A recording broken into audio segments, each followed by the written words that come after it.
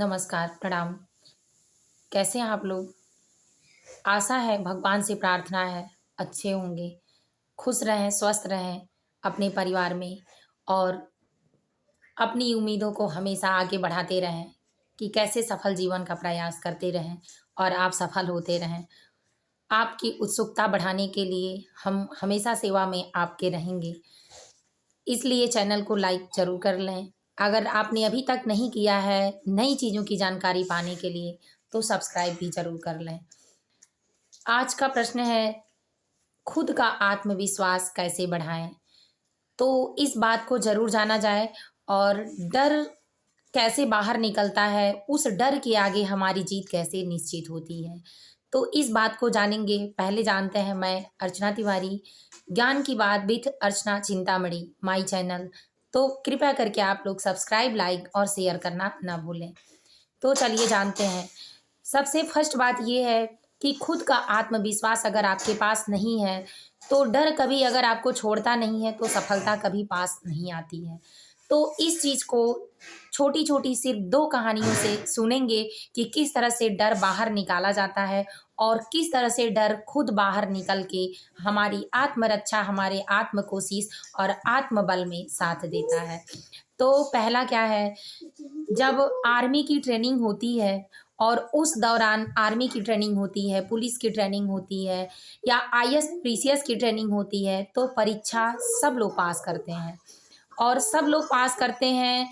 लगभग जिसको मतलब मेरे कहने का मतलब जिसको पास करना होता है, लेकिन पास करने वाले ऐसा नहीं है कि जो छूट जाते हैं उसमें आत्मबल नहीं होता है और जो पास हो जाते हैं उसमें आत्मबल होता है। तो इस तरह की चीज़ें दिखाई जाती हैं या प्रदर्शित रूप से आत्मबल का निर्भर बनाने की ट्रेनिंग दी जाती है। तो इस चीज़ में जब ट्रेनिंग दी जाती है, तो उसमें इंटरव्यू होता है, परीक्षाएँ होती हैं, तो डर जब पैदा हो जाता है तो विश्वास कभी नहीं पैदा होता और बार-बार इस डर को दिखावा दिया जाता है। तो डर में क्या होता है, जब ट्रेनिंग शुरू होती है तो उस ट्रेनिंग के माध्यम से सबसे पहले योग आसन कराया जाता है। सुबह रोल कॉल होता है और शाम के समय रोल कॉल होता है, सुबह दौड़ होती है और दोपहर के समय यहाँ से चले जाओ और दोपहर के समय उनकी एक्चुअली जो होती है स्पिरिचुअल टाइम, उस टाइम के हिसाब से उनकी ट्रेनिंग और क्लासेस चलती रहती हैं।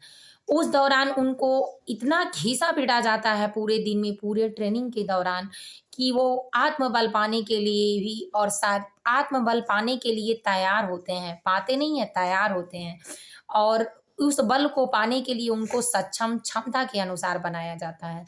तो इस तरह से आँख की ट्रेनिंग और सर का, शरीर का, हाथ-पैर का, कमर का, नज़र का, सबका योगासन, व्यायाम कराया जाता है। उनको योगा नहीं, व्यायाम कराया जाता है। तो इस तरह से उनकी जब शारीरिक क्षमता मजबूत हो जाती है, तो उनके बौद्धिक विकास के लिए क्लासेस चलाई जाती हैं। जब उससे वो मजबूत हो जाते हैं, तब उनको जो फिजिकल टेस्ट होता है, वो दिया जाता है। जैसे पेड़ से नीचे उतरना, छत से रस्सी के सहारे नीचे उतरना, बहुत बड़ी आग में दौड़ना, रेस के साथ दौड़ना, सारी चीज़ें उनको सिखलाई जाती हैं। इस तरह से उनकी चीज़ें मजबूत होती जाती हैं और पूरी क्षमता उनके अंदर हो जाती है। जब आत्मविश्वास पूरा जागने लगता है, तब उनको रफ-टफ करने के लिए जिस तरह से छोटा बच्चा क्लास में पढ़ते-पढ़ते आगे जाकर 10th और इंटर का एग्ज़ाम देकर अपने आप को परफेक्ट साबित करता है कि मैं अब खड़ा होने और बैठने के लायक हो गया हूँ समाज में। और जब ग्रेजुएशन कर लेता है, तो ये लगता है कि वो उस समाज को समझ रहा है और खुद की जानकारी हो गई है। और जब वो मास्टर की डिग्री ले लेता है, तो वो ये निश्चित हो जाता है इस डिग्री के माध्यम से कि वो किसी के सामने बैठकर और किसी को भी आत्मबल के साथ कोई चीज़ अच्छे से सिखा और समझाकर उसको रफ टफ परफेक्ट बना सकता है। इसलिए जब हार्ड वर्क होता है तो हार्ड वर्क के साथ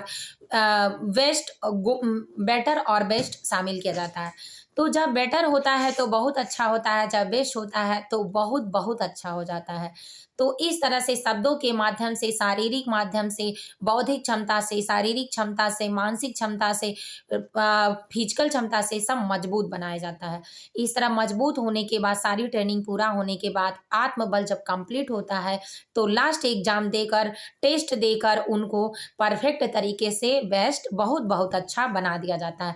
तब उनको कुछ दिन के लिए रेस्ट करने के बाद नौकरी पे ज्वाइनिंग मिलती है। तो इस तरह से आईएएस, पीसीएस, आर्मी, पुलिस हर चीज़ का एक कटघरी होता है, उसके माध्यम से आगे बढ़ाया जाता है तो वो परफेक्ट बनते हैं। और उनका डर, जब वो गिरते हैं उसमें, जब पीछे होते हैं, जब 4 से 6 से पीछे होते हैं, फिर आगे जाते हैं, इस तरह से उनका डर निकलता, उसके साथ उनको यातनाएँ भी मिलती हैं, दंडित भी किया जाता है। तो इस तरह से उनका डर बाहर निकल जाता है। अब इन छोटी कहानियों में आपको ये पता चल गया होगा कि जब जो मेहनत करना जानता है, कोशिश करना जानता है, जब अपने हर तरीके की क्षमता को मजबूत बनाता है, तब उनका आत्मविश्वास मजबूत होता है। दूसरा ये है कि जब शेर जंगल में जाता है या कहीं भी जाता है, तो उसके ऊपर अगर कोई शिकार करता है, तो शेर को अगर कुल्हाड़ी से मारा जाए, तो शेर कुल्हाड़ी नहीं पकड़ के सीधा आदमी को दबोच लेता है। इसलिए कि उसको सही माइंड से पता होता है कि ये कुल्हाड़ी हम पे वार कर रही है, लेकिन इस कुल्हाड़ी को वार करने वाला, इससे कराने वाला वो आदमी है, उसको पकड़ लेता है। तो इसी तरह हमारा आत्मविश्वास मजबूत तब होगा, जहाँ से हमारी समस्याएँ शुरू होंगी, हम उनको पकड़ेंगे। तो उनको पकड़ेंगे तब हमारी समस्याएँ मजबूत होगी। अगर हमको कोई गिराने की कोशिश कर रहा है, तो हम गिरने के बजाय उस जड़ को ही खोद डालें और मजबूत हो जाएँ कि कोई ना गिरा पाए। ये चीज़ें होनी चाहिए। तो इन दोनों में आपने सीख लिया कि आपको हर क्षमता से मजबूत होना है और हर विकास से मजबूत होना है, और दूसरे में आपने सीख लिया कि जहाँ से आपकी कोशिश गलत होगी, वहीं आप मेहनत करके ज़्यादा सफल हो पाएँगे और सटीक चीज़ों को पकड़ेंगे। दूसरा हो गया, इसके माध्यम से आप बल जो होता है वो मजबूत करेंगे और डर को अपने बाहर छोड़ते जाएँगे, विश्वास को मजबूत करते जाएँगे। किस तरह से? जैसे रानी लक्ष्मीबाई को बिल्कुल डर नहीं था, एक बच्चे को लेके छत से छलांग लगाने के बाद सारी सेनाओं को ध्वस्त कर दी और बुंदेलखंड का नाम ऊपर कर दी। उसके बाद सुभाष चंद्र बोस को भी डर नहीं लगा, इतने अंग्रेज़ों के रहने के बावजूद क्रांतिकारी बने, अकेले के दम पर अपने बौद्धिक क्षमता और विकास शारीरिक बल के दौर पर ध्वस्त कर दिया। जो उधम सिंह थे, चौरी चौरा कांड में इसी तरह से पराजित किए थे। अब्दुल कलाम को नौकरी न मिलने के कारण, स्कूल से निकाले जाने के कारण, पीछे बैठाए जाने के भी कारण, उनको एयर फ़ोर्स में नौकरी न मिलने के कारण, उन्होंने अपने आत्मबल को नहीं खोआ, अपने डर को नहीं जगाया और डर को पीछे मात देते हुए कड़ी मेहनत के साथ आगे बढ़ा, क्योंकि उनके पास बौद्धिक क्षमता, आत्मविश्वास ये था कि मैं कर लूँगा और मैं करूँगा। इसी तरह अगर किसी चीज़ को कोई ठान ले कि आई कैन, आई विल, तो निश्चित रूप से मैं कर सकता हूँ, करूँगा, तो दुनिया की कोई ऐसी चीज़ है कि नहीं करेगा। जिस तरह से धीरेन्द्र शास्त्री जी समाज को बढ़ाने के लिए ये विश्वास कर चुके हैं कि मैं एक दिन हिंदू राष्ट्र में परिवर्तन कर दूँगा, तो वो कुछ मार्ग पे पहुँच चुके हैं।